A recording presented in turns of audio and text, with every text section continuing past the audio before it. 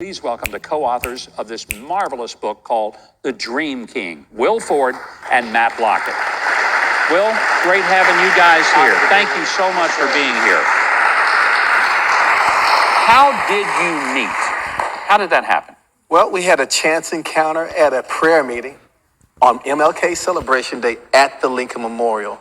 I was led there because of a dream that I had about Martin Luther King, and Matt was led there because of a dream that he had as well. So, now, wouldn't you just bump into each other and start talking, and the next thing you know, you become friends? I mean, that sounds a little weird.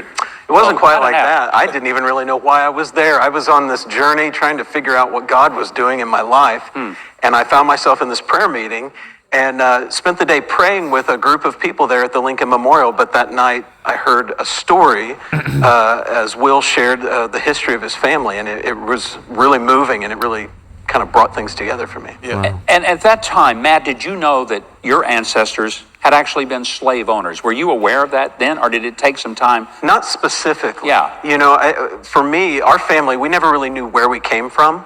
And so we couldn't get beyond my dad's grandfather. So my dad would make a joke out of it and just say, I guess we're just a bunch of mutts from Kentucky. You know, but we didn't have any idea what our family history was. And what about you, Will? Because I think one of the fascinating stories is the story, and it involves something we have on our stage, this massive black kettle that comes from your family. How old is that kettle? it's about 200 years old. Colonial Williamsburg looked at it and put it about 1834.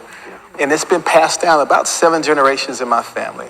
And the reason why it was passed down, it was used for cooking, it was used for washing clothes, but secretly it was used for prayer. See, when I read that in the book, and that's why I tell people, you got to read this book, because it is a gut punch of a book.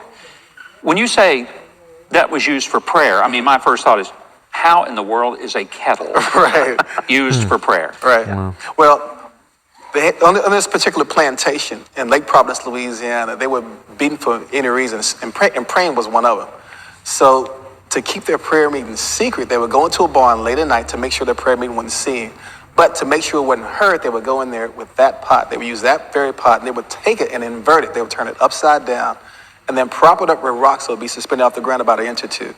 They would then lay flat on the ground or prostrate themselves on the ground and put their lips in between the opening between the ground and the kettle so that the kettle muffled their voices as they prayed through the night. And the story they passed down with the pot is that those people who were praying didn't think they would see freedom in their time, so they prayed for the freedom of their children and the next generation. And they prayed a prayer that God heard. The two of you sit here, white man, black man, their prayers were answered, and you have experienced something that they never, ever could have imagined. Lake Providence, Louisiana, you have freedom. And the amazing thing is that over your family, I mean, this is just a pot that's in our family that they were just using to muffle their voices, but literally in every family, over every person's life, there's a prayer bowl. Revelation 5:8 says there are prayer bowls in heaven full of incense, which are the prayers of the saints.